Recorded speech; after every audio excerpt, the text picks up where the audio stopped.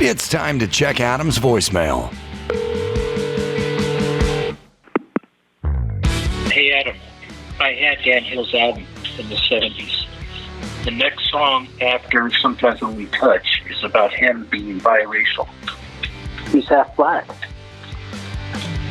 See you later. You can leave us a message at 888-634-1744. What? Dan Hill biracial? Didn't know that. Mayhem's in here. He's got the news. At first, I have to address something, which is I like to study patterns and trends and like try to figure out which way we're going, you know? And it's always people trying to manipulate people to get them to do what they want them to do or to keep their money or whatever it is. And I'll give you an example. We just went through COVID and Black Lives Matter. Oh, yeah. They were both horse shit. They were both basically a lie. Now, COVID existed and black people exist, but the whole way they won it was really just to prod you into doing what they wanted you to do and shaming you. Very shame-based. Yeah. Because the deal was you were a racist if you weren't down with this. And if you weren't down with COVID, you were dangerous and also racist. They worked some race into COVID as well. And I realized it's all just a ruse to manipulate and get you to do what they want you to do. And I was saying to Dr. Drew the other day, I said, you know, it's funny. They kind of gave up. COVID's gone. And all the news is basically, oh, surprise, surprise, you fuckers lied about everything. Fine. Even the New York Times is like, oh, we were misled about the COVID origins. Yeah, you were misled, you fucking idiots. Also, I like the idea that the legacy media just reports shit that we all knew 5 years ago.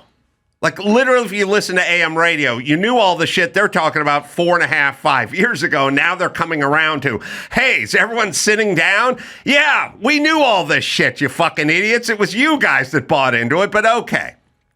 We're not going to take any victory laps. But I was saying to Dr. Drew is we're kind of done with the COVID stuff, and we're done with the race baiting stuff. We're not done with it, but we put a pin in it. Like we go, hey, race hustlers and CNN and MSNBC, let's just put a pause on the race hustling for a second, because Black Lives Matter didn't really work out for the hustlers. Just put it on the black burner. Just put it on the black burner.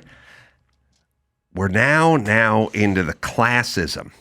The classism. These billionaires, because Doge and Elon Musk brought it up. Now watch everybody who was crying racism 10 minutes ago is like, these billionaires come in here, they want to own everything, they want to take money out of your pocket so they can enrich their fat cat friends, these billions. So now it's not millionaires, it's billionaires, and it's all a class war now. So they've shifted from the race war to the class war. And that's why you're seeing it everywhere. You can't turn on CNN or MSNBC without them mentioning this millionaire. They'll do a little race. They'll go, this white billionaire, white. Oh, pardon us for being white, bitch. But this white millionaire wants to come in here and tell you, all right, so it's all that. So I sent out an innocuous tweet a couple of days ago after doing 2 shows. Now, let me explain to everyone, to all my detractors out there. Guess who worked yet another weekend, bitches? This guy, the rich white guy. The rich white guy works every fucking weekend. So that's part of why I'm rich, you see, because I work every fucking weekend. But I sent out the most innocuous tweet in the world. I mean, I don't even know how more innocuous you can get with a tweet than what I wrote.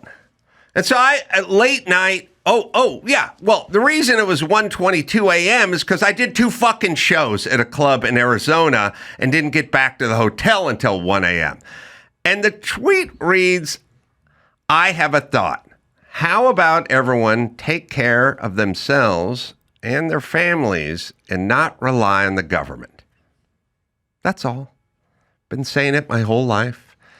I don't think the government does a great job of taking care of people. I ate the government food when I was in junior high and grade school, part of the free lunch program. Oh, yeah. It was slop. It was prison food. And saw my mom trying to get by on welfare and food stamps. And not a great life. Just the minimum. So I'm suggesting that people take care of their own shit, and that would include their family. I woke up the following morning to see like tons of action on my Twitter. People angry, people tweeting, clapping back at me. And I was like, first off, this was so innocuous. And, had a highball after the show. Hey-o. I was like, I don't know, what is all of this? I don't know what created this. Did somebody hack into my account and write something wildly controversial? And I literally sat in my hotel room in Arizona. I was like, what? Everyone's upset, getting tons of action. The thing's at 6 million views. What I write? It was like I passed someone and said, have a nice day. And then later on, someone, that guy's really pissed. And I'm like, what? What'd I do? I just said hi. I didn't do anything. I just said, take care of yourself, take care of your family, don't rely on the government. And everyone went fucking batshit crazy. And my whole new world order is I don't have any reverse gear for shit I'm right about. You people can all suck my medium-sized cock. You want me to what? Walk away from a normal comment? It's basically like me saying, hey, if you're fat, how about diet and exercise? And now I got to walk it back because you fat asses are pissed off that I said it? Fuck you. So people started writing in, and they were like, what about the government? So I was like, listen, bitches. I pay a ton in taxes. Don't fucking try to pull this shit on me. And then I had people going, give back the PPP loan and call us. All right. Okay. So here's the deal. During COVID, they shut my business down during COVID. The government, your beloved government, shut my business down for no fucking reason, but they did it anyway. Okay. Then I had my business shut down, and I still had many employees, not just the podcast, but the movie making and others. I probably had 20 employees. I felt responsible for those employees, so I kept paying every employee. No employee missed a paycheck during COVID. We moved around, we did remote, we came back, we did some hybrid thing, we did everything we could do, but nobody missed a paycheck. Then, at some point, I don't know when, but after we were into COVID, my money manager, who pays all the taxes and does all the stuff, told me, I think we're eligible for one of these PPE loans because you have a small business and they shut you down. And I said to him, fine, do whatever you can do. And then somebody tweeted that I took this money and I never paid it back. And it was $300,000, even though it wasn't $300,000. And then I wrote the guy back and I just said, it was $300,000. I pay $300,000 quarterly in taxes. So fuck off. And then he was like, oh, you don't think you're taking money from the government. And I just said, hey, bitch, how much you spend in taxes? And then everyone goes, it doesn't matter how much you spend in taxes. It doesn't matter? Why doesn't it matter? If you pay the government, one guy said to me, I just kept saying to him, tell me what you pay in taxes or shut the fuck up, pussy. And he goes, I paid $12,000. I said, I paid that this weekend. So you got a long way to go, bro. You got a long way to go before you catch up to me. And then I said, don't you care about the kids? You should pay more. Here's the deal. If you pay the government $2 million and they give you $300,000, then they're still up 1.7. But if you pay them 12 grand and they give you 300 grand, well, then they're down $288,000. Yeah. That's the way I look at it. My whole thing is I pay a shitload in taxes, fuck right off. What are you trying to guilt me?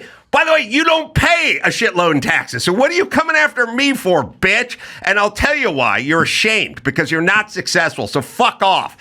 Calling me racist didn't work. Shaming me for COVID is not going to work. And this fucking shit where I work harder than you and make more money than you, it's not going to work either. I don't give a fuck. I work hard. I pay a shitload in taxes. And if everyone paid what I paid in taxes, you'd have a golden fucking monorail taking you to work every day. But where's the one? There were some good emails coming in. Because this is, by the way, this is where you get people.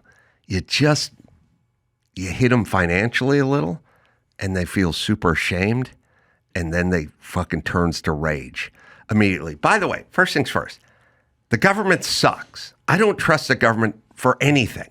So why this notion of like, well, why not just pay your fair share? I do pay my fair share, bitch. Nothing comes out the other end. That's number one. Where was that email, Andrew? We found it. Oh, you have it? Yeah, the subject is fuck you. Pretty fucking dumb Twitter comment. It's really something that a rich Hollywood piece of trash would try and tell others how to live without the same resources Adam's Hollywood bitch ass has. All right, hold on a second. Wait, Damn. is this you talking, Dawson? Or is this email? Wait, is that your email? No, let me say this. Sounds too real, huh? The first ones I would get was like, oh, we're going to listen to a rich white guy tell us how to pick us up by our own bootstraps. And I was like, yeah, you should listen to me because I was a fucking poor white guy, and then I got out of it. And yeah, I'm a perfect guy to tell you how to do this because I grew up in poverty and now I'm not in poverty. So this sort of notion of like, why should we listen to you? I don't know. I'm a carpenter. I've hung a lot of doors. You should listen to me when I'm telling you how to hang a door. And I grew up in poverty and now I'm rich. And I just did it through hard work. So you could listen to me. I like when they start working in white guy. Like, I don't know. Neither. Okay. Then listen to LeBron James, if not. But I'm telling you how to get successful. That's all right. Sorry. Keep going. The genius continues. Shut the fuck up and go live outside of the Hollywood bubble just for 1 minute. What a fucking idiot. I just flew here southwest from Phoenix, by the way. So I'd say that's outside of it.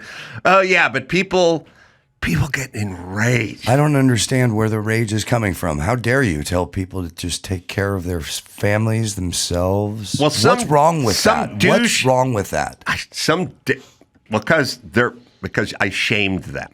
Okay. That's what you can't shame these people. It's why they don't tell the black community where are your dads. They just talk about white people. They've asked them where their fucking dads were, then they would shame them, and then they would get angry and they would not vote for them. The shame came with this PPE loan that this guy brought up, who's like a Kamala Harris, campaign manager, whatever. And he wanted to know, what about, like, he basically said, I'm relying on the government to prop up my podcast, which I'd like to. I wish the government underwrote my podcast, but they do not. And I just told this guy, look, douche, go back 30 years. In the last 30 years, you tell me the total you've paid in taxes, and then I'll tell you the total I've paid in taxes, and then you'll shut the fuck up, pussy. Stop fucking pointing fingers. If you're not paying in, ultimately we're talking about money. You're very concerned about this PPE money. How much have you paid in taxes? I'm not going to get lectured by fucking school teachers who paid $8,000 in taxes last year when I pay $8,000 a day. So shut the fuck up. And by the way, this is all we can do now. There is no backpedaling or apologizing. It's nothing. Just kiss my ass. But that got everyone fired up. I sent a tweet out about nothing. Take care of your shit and take care of your family. A zero thought of a tweet and started a class riot on the internet. A lot of, because you're place of privilege, you do get that so many people are like struggling so hard and it's so easy to hate on you. Okay, but here's what I want to tell everybody. You can try as hard as you want to shame me. You can try as hard as you want. You can call me rich and white and Hollywood and elitist and out of touch. You can say whatever the fuck you want. It will never work. It'll never work because I know what I did. And I never went to college, and I dug ditches for a living, and I drove every piece of shit pickup truck there was, and I work every fucking weekend. There's no possible way you can shame me. Yeah. That's the problem. You're a strange target. You're not a product of nepotism or nobody really handed you anything. You went out and got it. So it's kind I of was American discriminated dream. against for being white. That's true. When I was trying to be a fireman. So there is nothing. You can get to certain guys. Like Dr. Drew's dad was a doctor. You can probably hit him a little. Well, you went to college, and your dad was a winner. And Mark Garagos, his dad was a lawyer. Yeah. Now they're still successful and they still bust their ass, but you can get them a little bit. Right. But you can't get me. Yeah. You can't. There's nothing. I know. Yeah, There's nothing. No one was poorer than me. Nobody was poorer than me. And nobody dug more fucking ditches than me. So it's impossible. But keep trying to shame me, bitch. All right, sorry. News. Where the fuck were we? All right, well, on that great note, let's get into the news. A Columbia professor marched for Hamas and received millions in public funding. In a concerning development at Columbia University, neuropsychologist Jennifer J. Manley, a faculty member, has come under scrutiny for her involvement in pro-Hamas demonstrations on campus. Many participated in a human blockade aiming to prevent administrators from dismantling unauthorized encampments supporting Gaza. Over the past 2 decades, she's been associated with over $100 million in federal research grants, much of which focuses on controversial. Right, but everyone is trying to tear me a new asshole. Is not interested in her hundreds of millions of dollars in federal grants. They're worried about my pittance as a business owner and employer. Trying to stay open during COVID, which was imposed upon me from the government. And then the government offered up this PPE money. That's the best part. And I didn't even go after it. My accountant, who did his job, went and said, look, if we're owed money or we can get money, then that's his job to go get it. Yes. But by the way, I just survived a fire in Malibu. The same guy is talking to the insurance company, and he's going, hey, man, Adam's been displaced. How does the homeowner insurance work? Could you pay for a hotel room? That's not him ripping off the insurance company. That's him getting money that's owed to me or that was offered by something I didn't create. Thank you. Yeah, Manley's work is lavishly funded by taxpayers. Most recently, the National Institute of Health gave her and her team $700,000 to produce work linking racism to brain disease. Oh, really? Yes, as part of the grant. They published an article implying that blacks living in states of high lynching proportions experienced higher levels of C-reactive protein, CRP, a factor associated with greater risk of dementia. We have a clip, I think.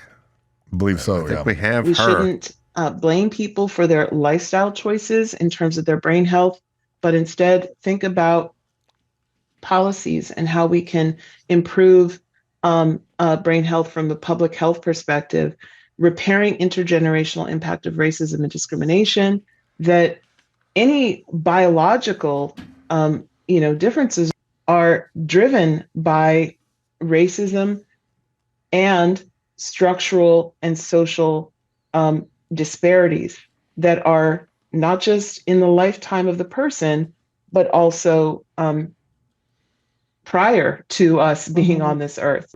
Racism is essentially the pathway through which race is biologized. I can't say that word today, but yeah, that's how it's done. I kind of feel sorry for these people because they're sort of sad and brainwashed and weird, and we fucking made a society that just makes them feel like every road, it's like racism is the hub, and every spoke just goes to it, and they have to see everything through this prism. It's got to be a shitty life. Yeah. I mean, I looked into this, and what she's describing in these things, it affects the black community, but she's describing the fact that when you live in the hood, your grocery store is 7-Eleven. Like you're not eating the best food. You're not, you don't have the means to do that. So as somebody who grew up poor, I just know that the cheapest food was the food that you got at some point. Yeah, I mean, I was talking to Callie Means about this in Phoenix, and we'll run that tape a little later. But this thing of like it takes a lot of money to eat right.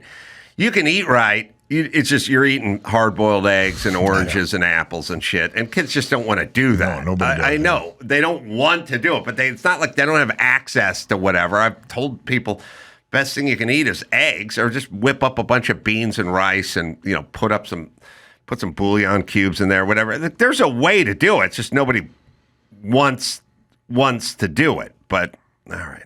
Yeah. Well, we're going right into another story. The American Heart Association opposes Texas SNAP sugary food and drink regulations. In Texas, a heated debate is unfolding over a proposed bill that seeks to restrict the use of SNAP benefits, or food stamps, commonly known as food stamps, for purchasing sugary drinks and processed snacks. Yeah, so the problem is these corporations are corrupt. So the Heart Association, even the NAACP, they've all been bought by Pepsi and Coca-Cola and whatever. And you're going, why would this corporation be a champion of kids drinking soda? And the answer is they're bought and paid for. So we can no longer listen to these institutions anymore. So there's a thing. It's like it's interesting. They start these institutions, right? And then you listen to them. You go, where did the virus from COVID come from? Then you go, I don't know, did it come from that lab? No, the NIH says it came from a wet market. And you go, oh, the NIH said that. Oh, okay. And so the CDC. And you're like, oh, they both think it came from a wet market, not from a lab. No, they said that. Like, oh, okay. They're corrupt. They're corrupt. It's like you start a group like the Southern Poverty Law Center. They have the Southern Poverty Law Center, and they go, oh, they've declared PragerU a hate organization. PragerU's a hate organization? No, you're corrupt. You've started a group, and you're being purchased. Mm-hmm. And now you're doing the bidding of people, and dumb people listen to you. What happened to the 51 intelligence experts that all signed the document that said Hunter Biden's left? Those are all 51 guys, former FBI, former CIA, those guys with security clearances. They all thought this, or they're corrupt. So there's no more of this, but the National Heart Institute says, the American Heart Association is concerned about potential impacts of this bill on participation and population health. Imposing nutritional restrictions will interfere with the primary function of SNAP, reducing hunger without reducing the root cause of chronic diseases. Okay, first things first. I've said this a million times. Nobody needs to drink soda. No. I haven't drank a Coke in 34 years. Diet Coke's awesome. It's all bad. Yeah, it is bad. I'm not a weirdo. Yeah. I'm just like, Coke's a bunch of shit. Every person I know who lost a bunch of weight, and I go, and you run into them a year later, they go, how do you lose so much weight? They go, stop drinking soda, started walking. Yep. And that's it. Yeah. That's it. It's not good for you. It's certainly not good for poor people. Many poor people are obese. Many of these kids drink all this shit. And by the way, you don't need it. And we don't need to fund it. When I was on food stamps, my mom was on food stamps. We went in the store once, and she tried to buy cat food with her food stamps. And the guy's like, you can't do that. Because that's for your cat. Yeah. This shit's for you. Yes. And we don't want you buying fucking cat food with your free fucking money we're giving you. So here's the whole deal. If we are paying for it, I know this shames a lot of people, we're allowed to make rules.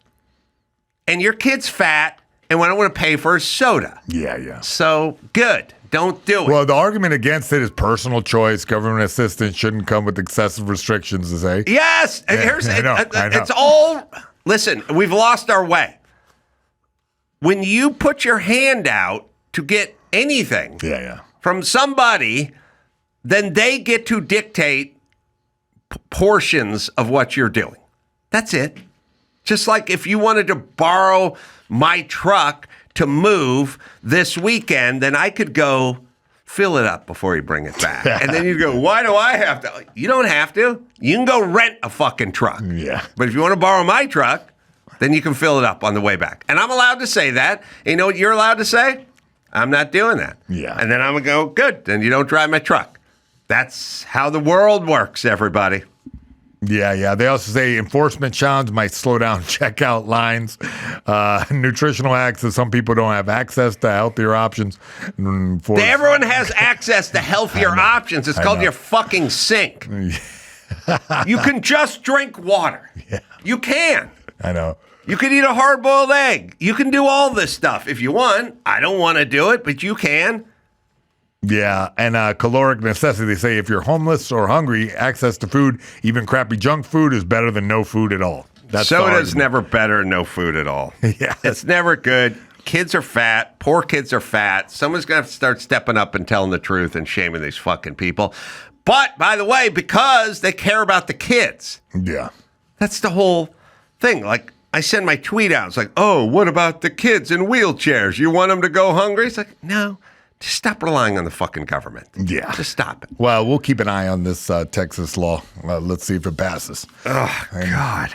I don't know who these fucking people are. Well, I mean, look, it's a bunch of poor people that want to eat junk food, that are used to eating junk food or, conditioned to eat junk food. And then now SNAP is going to come and change their whole paradigm where they have to eat actual That's how food. it works. Yeah. That's how it works. You have to eat actual food.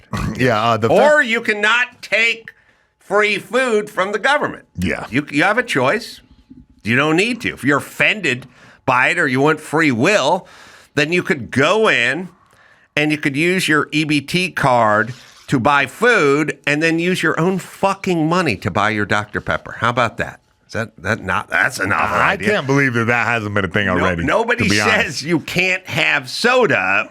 They're just saying we don't want to pay for it. It occurred to me, though, that 7-Eleven takes EBT. It occurred to me that pretty much the same companies, Jack in the Box, these like junk food conglomerates, they make sure that SNAP is accepted. Oh, yeah. Listen. Okay. First off, nobody's your friend. All they want is money. Money. I don't care how, who was the spokesman for Coke for all those years? Bill Cosby. Have a Coke and a smile. Such a good dude. Isn't he a good dude? He's a good dude. What happened to Bill Cosby? Such a good dude. I could see those commercials. He was laughing. I mean, that's the kind of guy you'd want babysitting your daughter, right? Because he's a good dude. He's got the Coke. He's got the smile.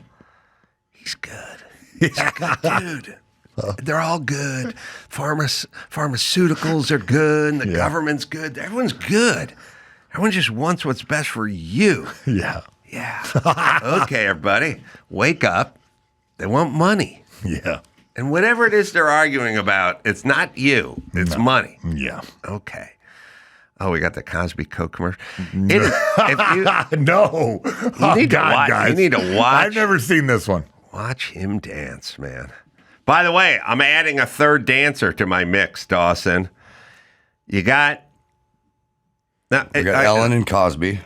Ellen danced in the beginning of her show. Yeah. Cosby danced in the beginning of his show. When Michelle Obama was dropping her podcast. Oh, boy. A lot of dancing. All the bad people dance.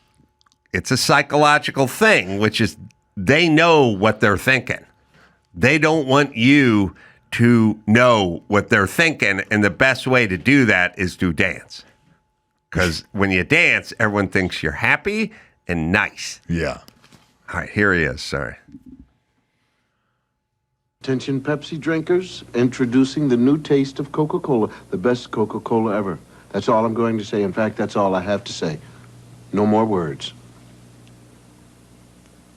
New Coke. This stuff is great. I'm sorry. I'm sorry. So affable. Wish he was my dad. He's America's dad. That's a good dude. I bet there wasn't really Coke in the can. Oh, man. That is creepy. He's a good dude. So, Michelle Obama dances and Ellen dances and Cosby dances because they're good. You know? They're happy, good people who just like to dance. And I love them some dancing. In other news, circling back to this one, a family of a New York City subway burning victim says Democrats need to answer for how the migrant suspect was allowed back into the U.S. Oh, you know what's crazy about this story? Yeah? I don't know if this is crazy, but I feel like this is crazy. I was sitting around here and I was talking about removing debris. Debris. And then I was like, debris? I can't believe no one named their black kid Debris. It's a good name. Bree's a name. And they like to put the duh in front of everything, right? Deshaun and stuff like that. There's no girl. There should be a girl named Debris. It'd be a great black person name. And then I was saying that out. I was laughing with someone like, yeah, there's got to be some black person has to name their next daughter Debris. And then I looked at this story. And her name... Debrina Kawarm. 57. Debrina. She was sitting by herself, believed to be asleep on stopped F train, Brooklyn, in December, when Sebastian Zapata allegedly walked up to her and ignited her clothes with a lighter. It was an illegal alien who'd been formerly deported from Guatemala back to Guatemala. Lit somebody up. By the way, how much do you really care about being in this country if you're going to light? Like, what if I said, like, I'm going to go to Canada? Yeah, we'll keep a low profile so I can stay in Canada. I'm also going to light some commuters on fire. Like, someone would go, you know what? Not a good plan for the low profile part of the whole thing. Oh, we have Michelle dancing. She's happy. She's good. She's got to be a good person. Look at her. She's having a good time. She's doing a podcast.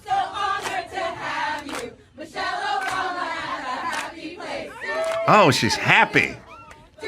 She's happy. That's like a $4,000 outfit. Talk about class warfare. I'm telling everyone.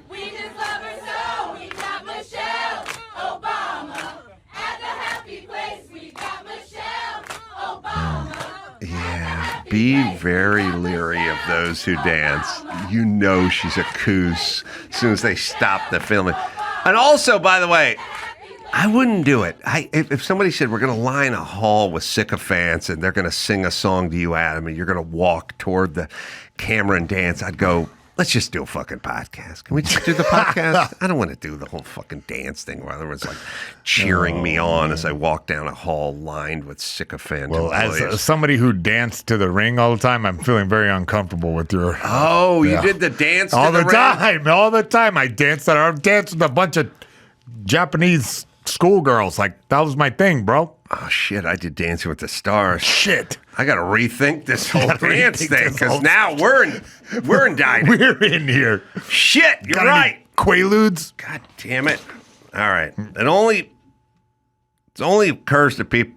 It only happens when I don't like the person. Yeah. So we got Ellen, we got Michelle, and we got Cosby. I'm telling you.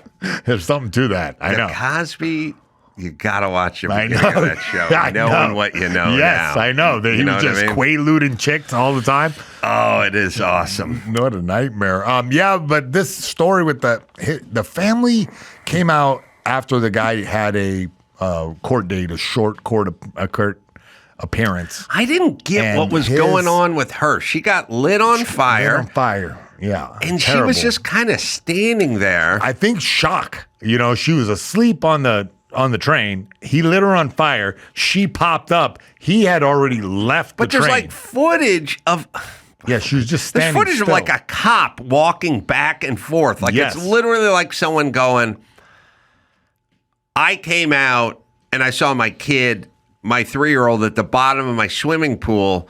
So I hurried into the house to call 911 to get paramedics out. And I'm like, no, get your fucking kid out of the pool. What the hell? Like, hey, cop, you're doing something, but this citizen is on fire. Is literally on fire. So you can call for backup or the hazmat team or the fire department, but she's physically on fire. I would say take your jacket off and try smothering her. And look, her. I hate to make fun of them at all, but I feel like you might because civil rights leader Kevin McCall spoke outside of Kings County Supreme Court in Brooklyn, where he read a statement from the family who described Kawam as a beautiful, bright soul who brought light to everyone around her. That's a lot. A woman that was on fire, you're going to say she brought light to everyone that's a good around? point. Yeah, especially at night when we were looking through those caves. Yeah, it's true. Don't say it that way. Don't say what the hell. They put this down on paper for him to read. Now, look, I don't want to speak ill of the dead, but she had to do a lot of drugs, right? Or something to pass out on the F train. Lit on fire and didn't really react to it? Not at all. Oh, we have the clip. I hope he doesn't say light. I want to take this moment to express my deepest gratitude to everyone who has supported our family during this incredible, difficult time. Following the tragic loss of my sister, Debrina, whom we all affectionately call Debbie. My daughter, our sister, didn't deserve to be taken away from us in such a tragic and horrific manner. She was a beautiful, bright soul who brought light to everyone around her. Oh, yeah. And her loss has left a hole in our hearts that can never be filled. All right, we can pause it. And listen, I've seen enough comedians do this, open micers. I've seen enough people give toasts at weddings.